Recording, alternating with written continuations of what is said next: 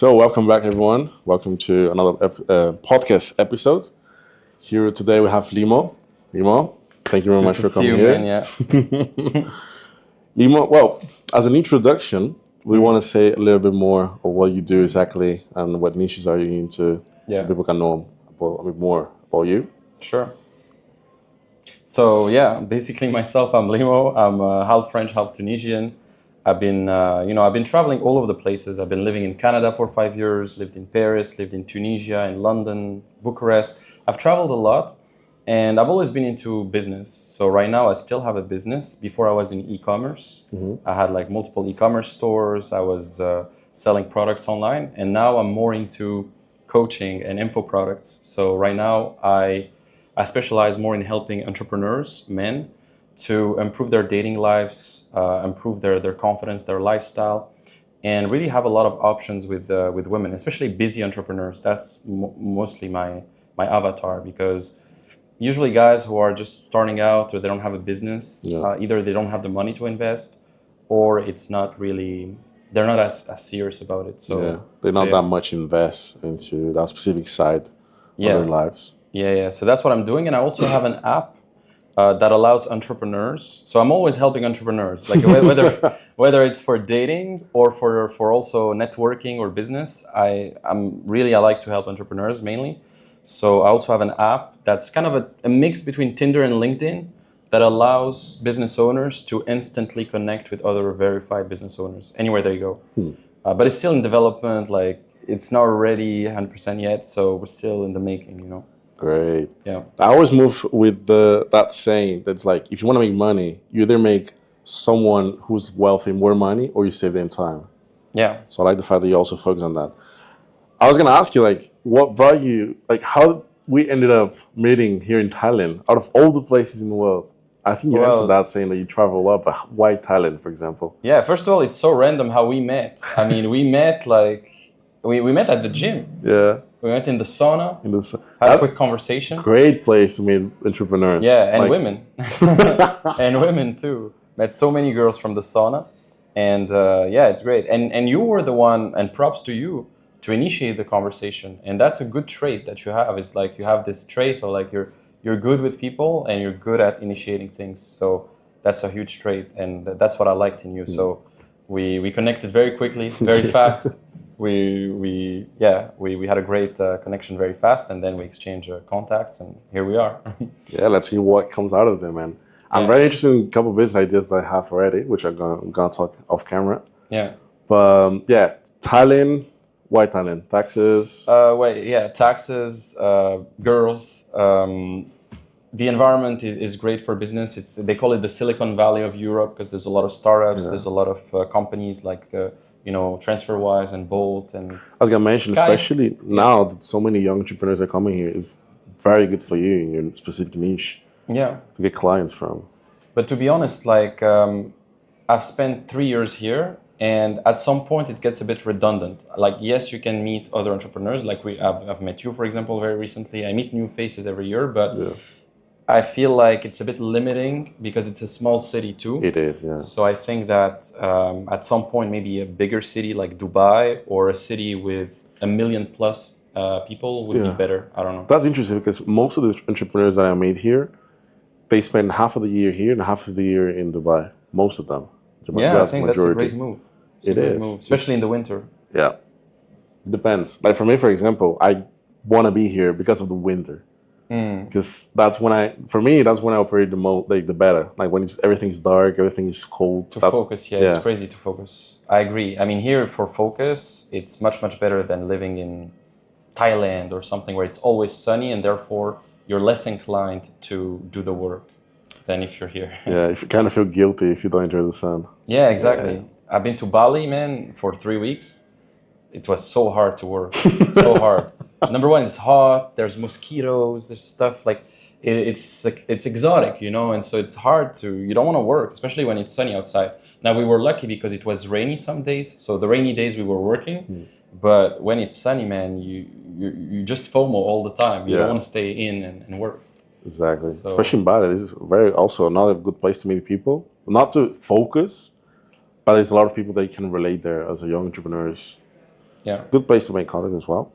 But one of the other things that I wanted to ask you is, through your life, what was the personal growth pattern that made you become an entrepreneur?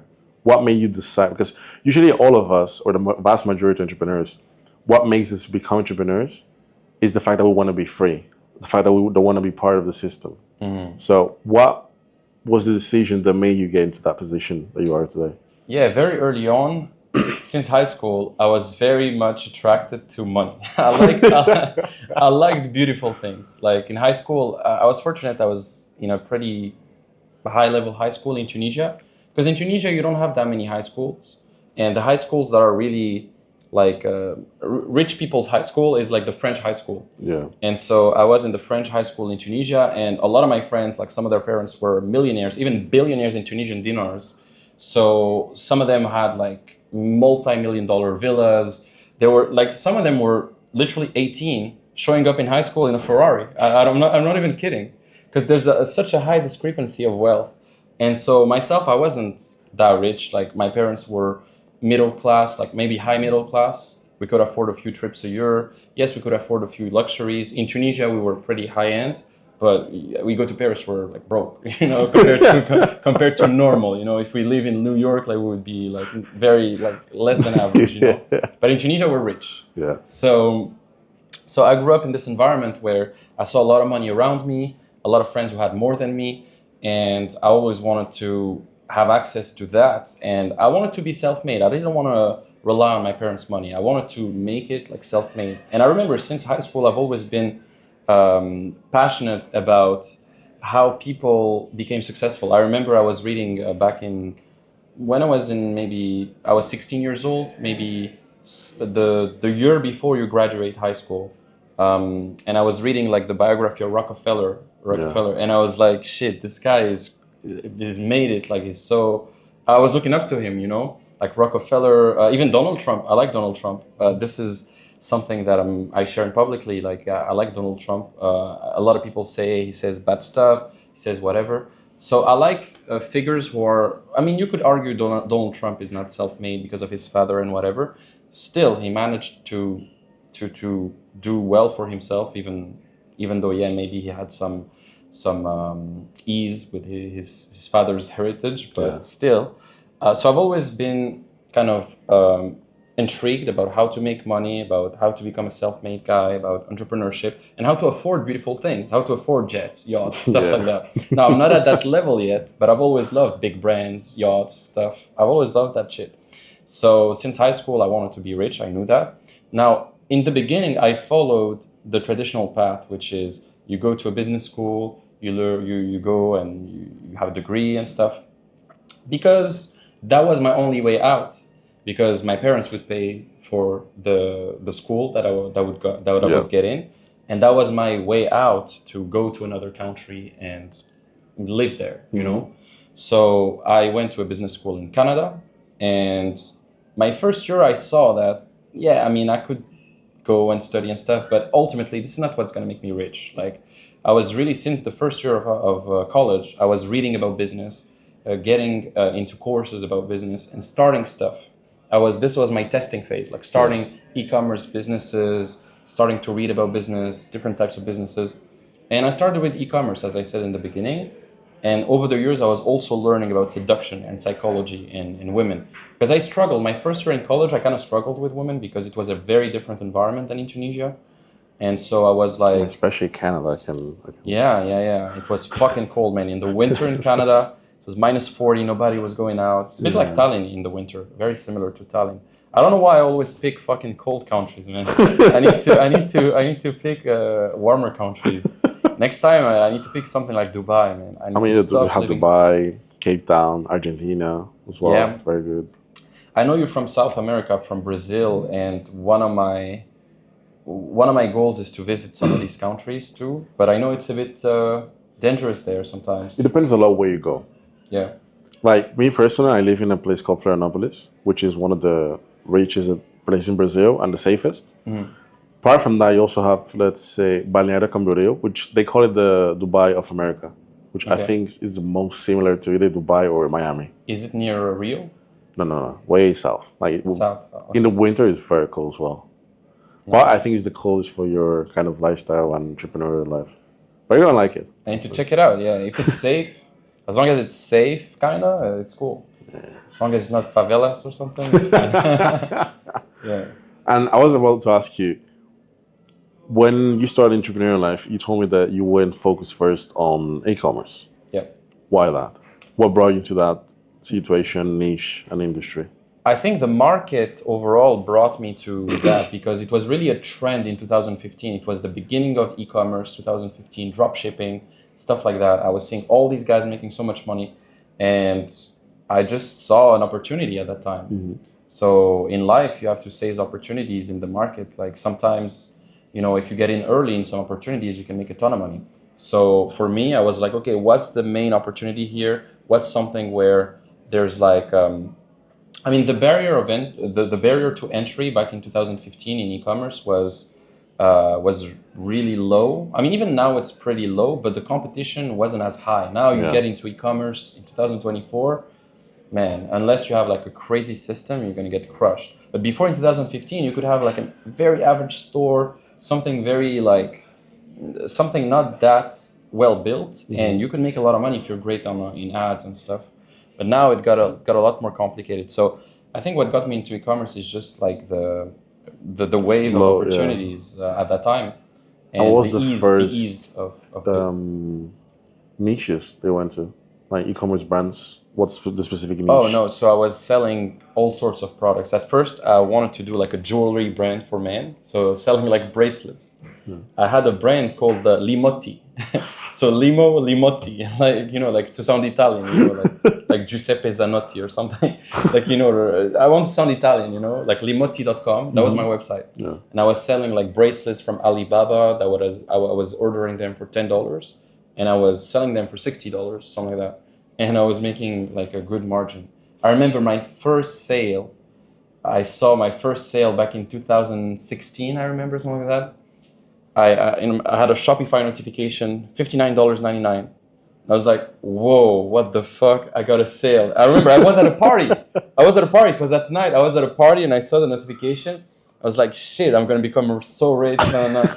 And I was so happy. I remember my first sale. The first sale, you never forget it. And True. I wasn't my first sale in e-com. I was on exam in high school. Yeah, so you get your first sale in such a like an unexpected moment each time. But yeah, it's. And out of all the niches that you've been to, what's been like the ones in e-commerce that made you the most money so far? So once I was selling cat products for cat fans. We had like a store called kittenheaven.com, and it was like accessories for cats and stuff like that for cat lovers. And we made some money. Not so much, to be honest. We didn't make millions, but we make like a couple thousands from it. I had a business partner at the time. And what made you the transition? When and what made you decide to do the transition to info products? Yeah, that's a good question. So the main reason why is because there's this concept of like ikigai in Japanese, which is you have to do what you love, but it has to be useful. It has to be something you can do long term, and it has to be something that really like you're passionate about. Like you have to find kind of a business that really like motivates you long term. And honestly, selling cat products or some random stuff, like I don't care, And so I wanted to find something that I really cared about, that I really was passionate about, not just for the money.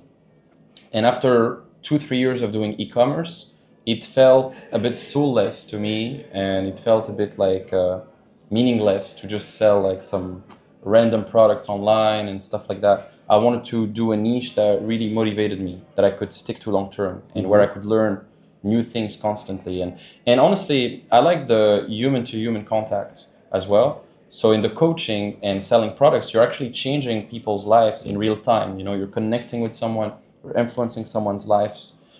Even in e-commerce, you can change someone's lives with the product, but it's not the same. I prefer like the coaching aspect. And for me, because I was so passionate about dating and stuff like that, I saw that it was a skill I could monetize because I was getting really good at it. So I started doing videos about it back in Montreal. In Montreal, I had a channel where we would take videos on the weekends with a friend, where we would go out to in front of nightclubs and we would interview girls and kiss them and stuff like that. Back in 2018, sorry, 2018, 2019. That was kind of my era where I started doing content about dating, and then I started coaching. And with COVID also was a huge one. There was a huge rise in like Zoom, doing Zooms and selling online through Zoom, through meetings.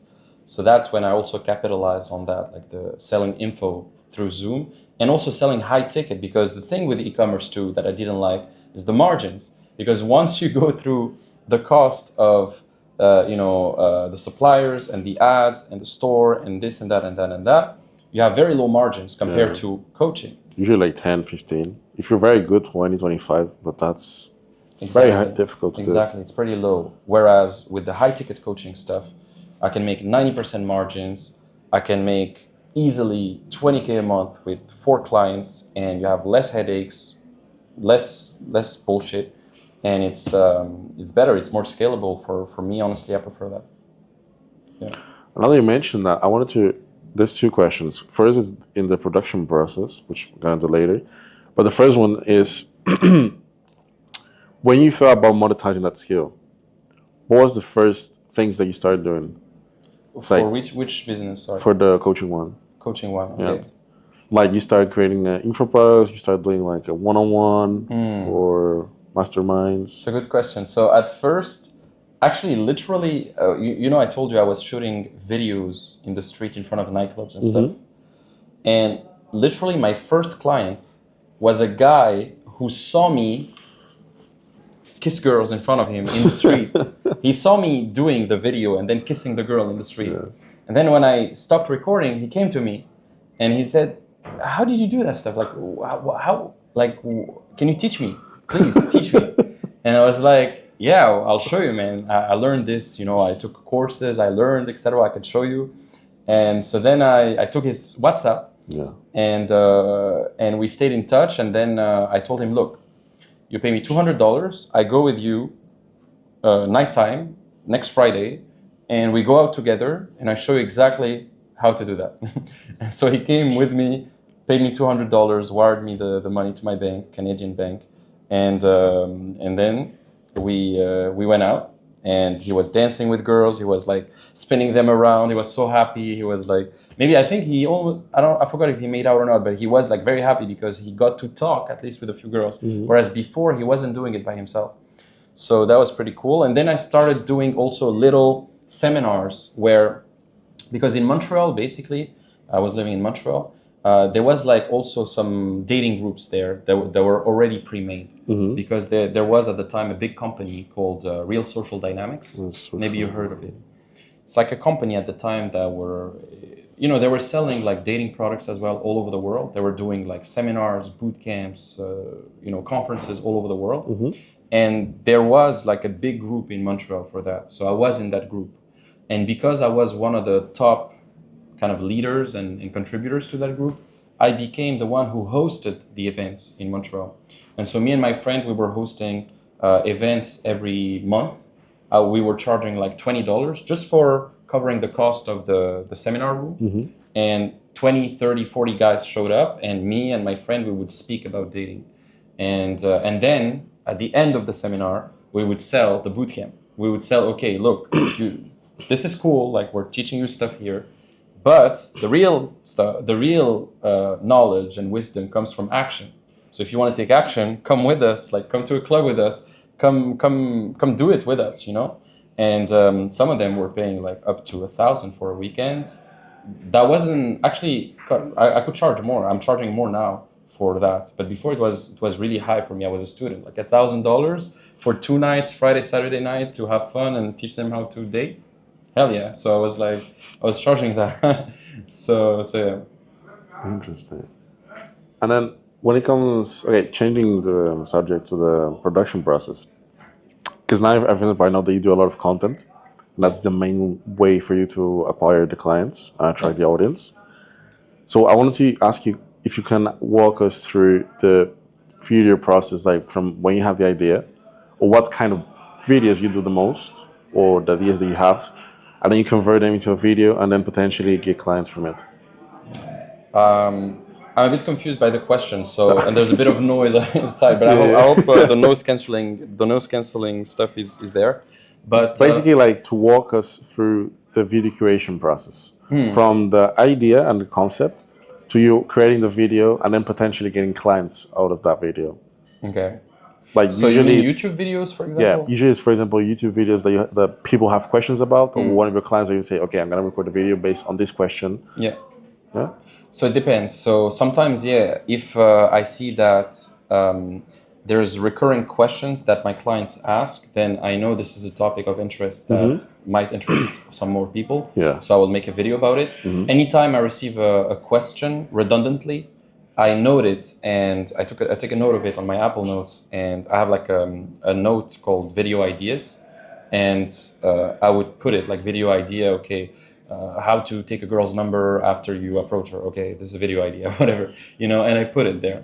And so I have that. Also I have a school group. Do you know School?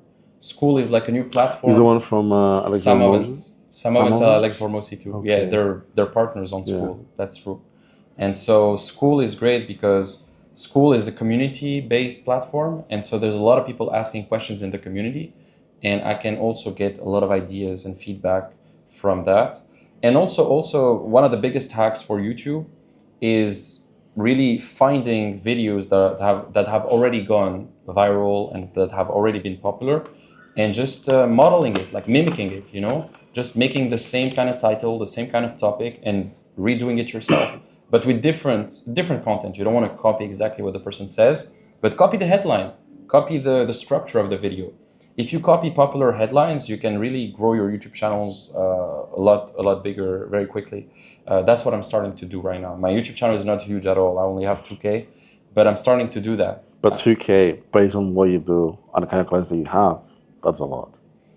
Yeah. Because if you, especially for example, if you aim mostly for high-end entrepreneurs, yeah, let's say you close 1%. That's already like a lot of people who can pay for your services. That's like 2-3 years of just constantly income. Yeah. And my clients don't only come from YouTube. I mean, we do a lot of outreach right now. Like I have like 5 VAs. I was going to say, actually, I was coming to that question as well. First, like, what's the process usually, let's say, for example, from YouTube or Instagram, from the moment that someone discovers your channel until the moment that they're working with you, they're paying you? What's the process for that? So there's different components, but one of the main process, for example, if he comes from a YouTube video, then there's going to be, normally at the end of the YouTube video, there's going to be a call to action to check the description, because in the description, there's like a free training. And so then I have like an opt-in page that they can click on. They drop their email, they drop their phone number, they drop their full name, and then they can watch the video. Now, once they opt in to that opt-in page, we take their data and we put it in our CRM, our customer relationship management system. And then me and my setters, we then, if they didn't book a call, we re-engage with them. We say, hey, I saw you check the training, blah, blah, blah. Do you have any questions about it? Or where are you based, by the way? Or I will send you some more resources, blah, blah, blah. And the goal is to always book a call, because that's the only way we can understand their situation, their goals, and then show them what we offer. It's very unlikely that someone is going to buy without a call, because we sell high tickets usually, unless they buy my course only. I have an offer with the course only, which is more self-paced. But the real transformation usually comes from the done with you, like the mentoring. I was going to ask, do we also get upsellings from the course? Yeah. So a lot of people take the course and then they go to the mentoring after that, and then they go to the bootcamp after that. And so that increases the lifetime value, and that also gives them a lot more value for them, because it's much better to have a more personalized experience. If you just watch a course, you just watch videos, you have less accountability, and you have a way less chances of succeeding, because you need accountability, man. You need personalization, you need support. If you want to, for example, let's say one of your viewers want to be in the position that you are, it makes more sense for them to straight away learn from you. It's what makes the most sense. And it saves you a lot of time. You don't do the same mistakes. You Yeah. avoid a lot of mistakes. So it's always better to go and learn from someone who's already there. It makes Yeah. way much more sense. They can learn from me from the course too, but it's just that it's a self-paced, like it's do it yourself. Whereas if they learn from me from the mentoring, they have one-on-one access to me. They have 2 one-on-one calls. They have group calls every week. It's more personalized, and I can really give them advice based on who they are. Exactly. Like, for example, because like if they do it themselves, that takes a lot of self-analysis as well to say, okay, I'm failing on this. How do I have to fix it in this way? But instead, if they have someone like you can say, okay, you're doing this wrong. This is how you fix it instantly. And I definitely see, for example, why they will pay you for like 3, 4, 5 grand for a week, for example, because that's in that week I truly see that they're gonna have way much evolution than, let's say, 6 months of a self course. Absolutely, yeah. Really, like a lot of them, like in boot camps, like some of them, and even just to, even if you know what to do, because a lot of guys know what to do, but they don't know how to do it properly. And unless I'm there with them, for example, in a boot camp, and I go out with them in a nightclub, it's going to be hard for them to change some stuff, because we all have blind spots. Like, if I can't see how you talk to a girl, it's very hard for me to give you feedback because I can't see it, Whereas if I'm with you in real life and I'm on a boot camp with you and I see how you talk and how you act, I can give you much more precise feedback than online. Online on a Zoom call, how am I going to check? You have the Zoom call there. Yeah, how am I going to check, how you talk to girls? I can show you what to do, but it's very hard to show you how to do it online. Like in real life, there's nuances that you can't grasp online, and that's why the bootcamp is so valuable. Because my most serious clients, they come on bootcamp. It's great to start with the mentoring, the course, etc. Do it yourself. Then it's even better for you, more upselling as well. Even better for you because then you have more upselling. So. Yeah. But it's not just for the money. Although, I mean, the money is great. When they come on bootcamp, it's better, more money. But honestly, like, real life experiences are better than online overall, because when we go out together, I can tell, like, especially for the boot camps, you probably ended up with very good connections and relationships. Yeah, so many guys, like, I have like 2, 3 guys, they became business partner with another guy they met on bootcamp with me. There's 2 guys last year in Athens, like they met, now they're business partners on something. They make money together. So, or there's other examples too in Montreal and stuff. Yeah. Interesting. I'm also curious about the outreach process. How do you come up with the idea of adding VAs into the system so you can scale it more? There's a guy online called Ravi Abuvala.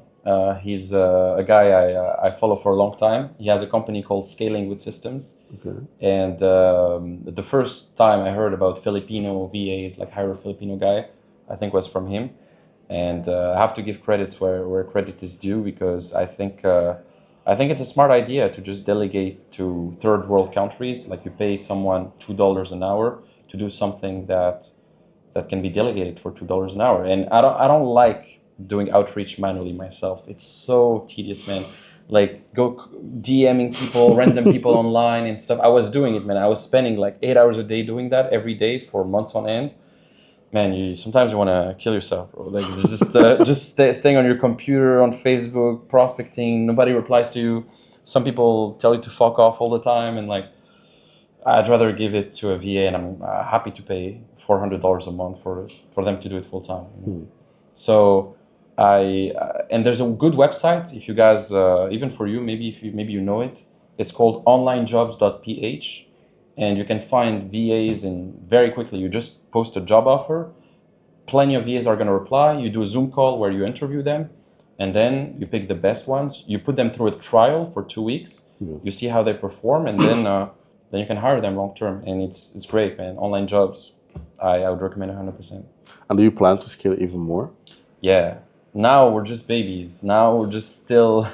We're still to the baby phase, to be honest. Like, my goal is to do the 500K a month, $1 million a month. I know it sounds very crazy for some people. It depends on the reality that people are surfing in. But I was going to say, especially in your niche, do you plan to do this in your specific niche, or you plan to do a couple more things to get there? Like, what's the plan for the next, let's say, 5 years that you have to get there? So the plan is to, because Higher Self Circle is my brand, but within the brand, it's kind of an umbrella brand that will cover multiple topics. So we have the dating, which we're specialized in. That's our specialty. But then we will branch out to more like also business and fitness. Yeah. To have the trifecta, you know, because there's only three aspects guys want to improve usually: health, wealth, relationships. And so we start with the relationships, us, but then we will diversify to also helping people with their business, helping people with their fitness at the same time, but mainly dating. And scaling it more, like bringing in more coaches, more instructors all over the world, doing conferences all over the world, and pairing that with my app, which is the Meetworth app, to allow entrepreneurs to network together by themselves as well. So combining the SaaS, software as a service, with an educational business and with a personal brand. That's kind of the ecosystem I want to create, like personal brand merged with like educational company and SaaS company. And I think that trifecta is deadly when you combine it well. So that's what I want to do. And yeah, I mean, we'll see how it goes. Honestly, I'm struggling with the app at the moment because the developers I took are fucking slow. And it's been 3 months, we're a bit stagnating. So I literally got a request 2 days ago from one of my clients. It was like, okay, I need to create for me a system to optimize all the billings for, like, I guess by the time these scopes are going to be solved, but like for the companies, the big multinational companies, they need to get all the different billings from all the like offices and everything all over the world and bring everything together instead to go manually because they need instant. Yeah. And they were like, okay, how long are you going to take you to do this? I'm like, man, like if we're lucky, at least 3 months with like 5 to 6 full-time developers. She's like, no, we need it for next week. I'm like, yeah, well, good luck. I know who's going to deliver that. Yeah, man, great things take time, and it's probably going to take more time than you think. Like, I was so ambitious, like, yeah, we're going to do this app in 2 months, going to launch. Man, it's been since 2022 that I'm thinking about it. You tried the no SaaS code? Yeah. We're actually no code SaaS. Yeah, there's a lot of softwares that you can have access to now to do some apps without coding, but we still do code because the thing is, I've realized if you want to do an app on a global level, you better do it well from the start. Because if you start with no code and then, let's say, become successful and you want to scale it globally, then to turn that no code to actual code and to something more complex, it will take you so much time. So it's better to actually start with the code. And even though it takes a bit more time in the beginning, it's better in the long term. So that no code stuff, it's great to play with and stuff. But if you want to build an app like Tinder, like an actual Tinder, good luck doing it with the no code, man. You need to do it with the code. Yeah. So you know, the no code stuff, it's great because it lowers the barrier of entry. You can try ideas, you can do stuff, you can launch quick. But you're serious about building a multi-billion-dollar app or something, you have to do code. Yeah. So Great. Now I'm also curious about if you have, for example, to start from zero right now, today, what will be the process for that in your case with your skills? Well, I would start by learning from other people that have achieved what I want to achieve. So I think, you know, like, there's only two types of people. There's people who learn from other people's mistakes and they avoid the trials and errors and they avoid like wasting too much time and they actually invest in themselves to learn the proper practices. Or there's people who are going to fumble around, waste their time and procrastinate and probably waste a lot of their potential. So either you learn from people who have already done what you want to do, so you don't reinvent the wheel, or you have to fucking try yourself and waste a bunch of time, and probably most of people are going to give up or die in the process. Most people die, you know, organisms die quickly. And there's a good book by Richard Dawkins, The Selfish Gene is called. And he says it in the book, like organisms that basically just rely on trial and error, they die usually more quickly because trial is costly and error is deadly sometimes. Like, you don't teach your kids how to, like, you don't teach your kids to avoid fire by throwing them in the fire, by testing them for themselves. Like, you they have to learn from other people's mistakes, otherwise you die. So I think the first thing I would do, the smartest thing you can do, is buy other people's time through reading and understanding how they think, what they've done, etc. That's the first step. Learn. The first step, learn. Now, after you learn and you have your thinking straight and you understand some fundamentals about the niche you want to go to, then you can start, building something. So I would just start by building a service. I would either do an agency or selling an info product or something and posting content online and getting some attention, because you can only convert people into clients if they're, if you have like traffic, if you have some people knowing about your services. And there's only a few ways people can know about your services. It's either going to be paid ads or content or outreach, and otherwise referrals like affiliates, stuff like that. So that's what I would do. First learn, then practice, like try things, test things, test ideas. Try to get your first few clients, try to get a proof of concept. You get a proof of concept when you have 3 paying clients. So try to get your first 3 paid clients. And once you have your first 3 paid clients, you know that, okay, we've validated the hypothesis of this business. We have a proof of concept. Now we can scale that. So in every business, I try to get my first 3 clients as quickly as possible. That way I validate the hypothesis of that business and I can go into the scaling phase, etc. So that's what I would try to do. Yeah. Something you mentioned there was to create content, which I guess you will create also a personal brand and a strong personal brand in order to go with those businesses. A lot of people have faceless brands too. If you're very shy and introverted, etc., you can do a faceless brand, or you can use a spokesperson for you. But it's better to be your own guy, have your own personal brand, I think. But if you want to sell a product that's not linked to a person, like it's not a coaching thing, for example, then you don't need a personal brand. If you have like an SEO agency or whatever, or some other service like that, you don't need, but it helps. Nowadays it helps because people want to do business with other people that they know, like, and trust. And so it helps to know that, okay, the CEO of this company is a cool guy. He's not some dork or some weird guy. Like, it's better to see that, okay, you see who's in charge in this company. And in the process, like, how will you build right now, if you went from zero, your personal brand? What will be the steps that you use to grow from zero to, let's say, where you are right now?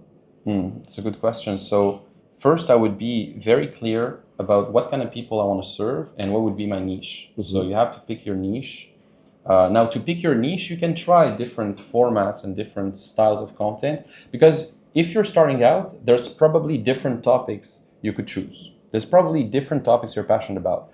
For you, it might be a bit of fitness, a bit of business, a bit of dating, whatever. And you have to test what you're more comfortable about, like talking about. And you have to test also the feedback. You have to see the feedback of how the audiences react.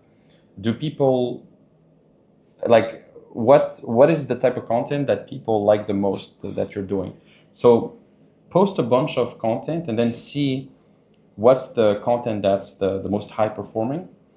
And then you pick a niche based on that, based on how skilled you are and how the audience reacts and the topics that you're the most comfortable about. Now, once you have a niche and everything, then you have to have kind of a posting schedule and stick to something and stick to some channels.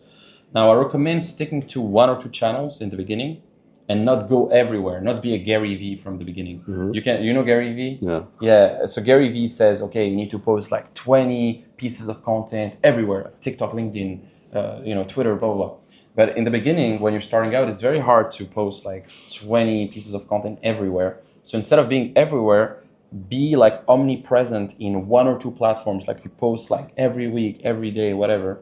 That way you master that platform, like you master YouTube or you master Instagram, and then you scale it from there.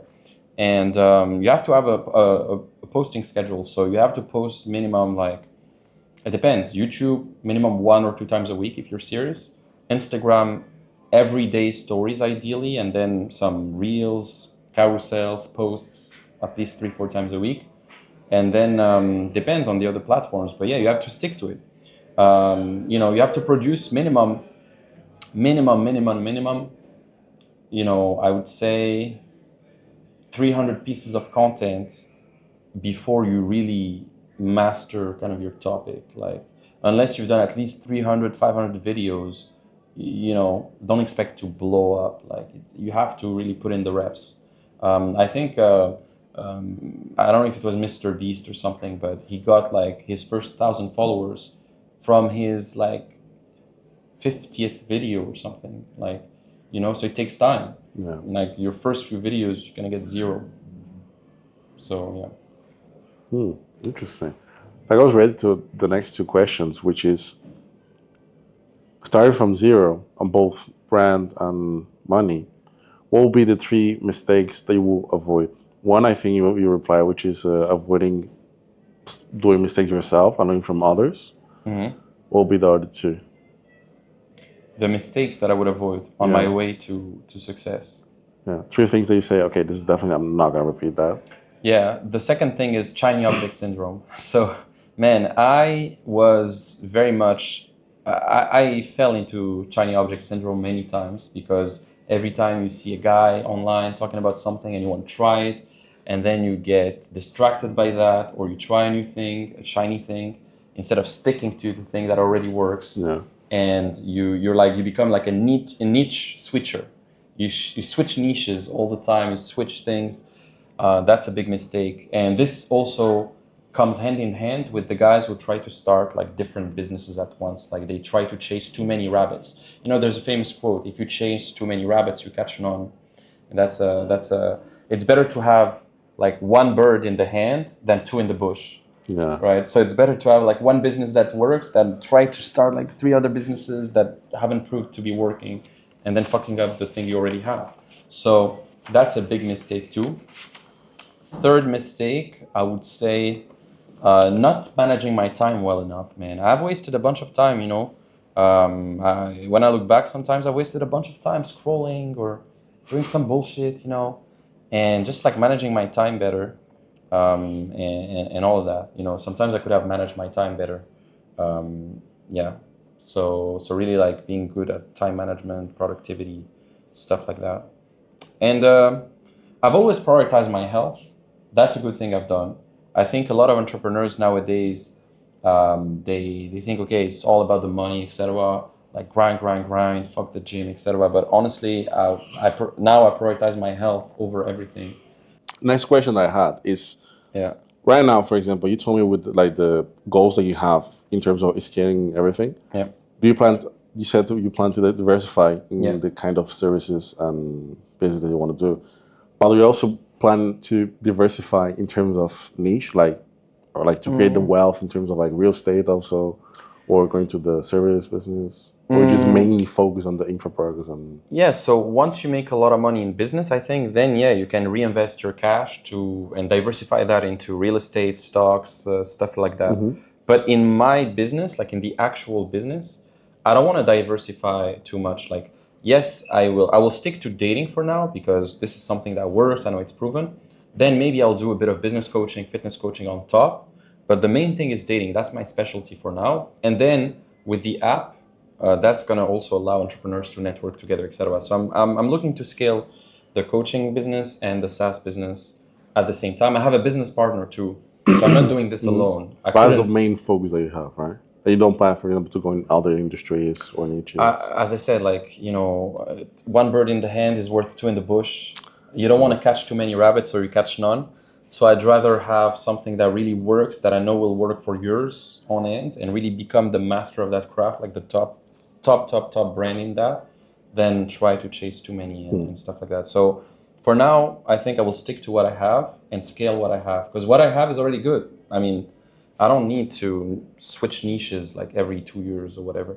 Now, I will do real estate, I will do stocks, I will do stuff, but with my private investments, my private stuff, I'm not gonna go into that industry and try to revolutionize that industry for now. But I can do that through the app though, because the app is like, once you have a SaaS, what's good with a SaaS is you can go in different directions, especially a SaaS like mine. For example, mine is like a networking app for entrepreneurs.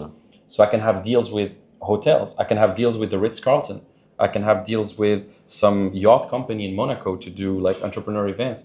If I want to go into the pharmaceutical industry, I could have deals with that too, because I can help entrepreneurs get access to some drugs or something. I don't know, like some special productivity drugs or something, where I can sell supplements for entrepreneurs through the app. You see what I mean? Like the app is gonna become a bridge for any industry I want. I can have a credit card company for just entrepreneurs, for example, like whatever. So yeah. Interesting. And now switching to the personal side, I'm very curious. Based, for example, on the learnings that you told me, the avoiding the true mistakes, Yeah. especially for you personally, what was the process that you had in avoiding, or not avoiding, but going through the hard times? Because something that you mentioned that I totally agree is focusing on your health first. Especially, this is something that I learned this year, that if I focus on the health first, everything else goes aligned with it and everything goes smoothly. Man, do more saunas, have less drama. When you do more saunas, you have less drama. I was gonna say thank you very much for everyone for watching this episode. We'll see you next time. Yeah.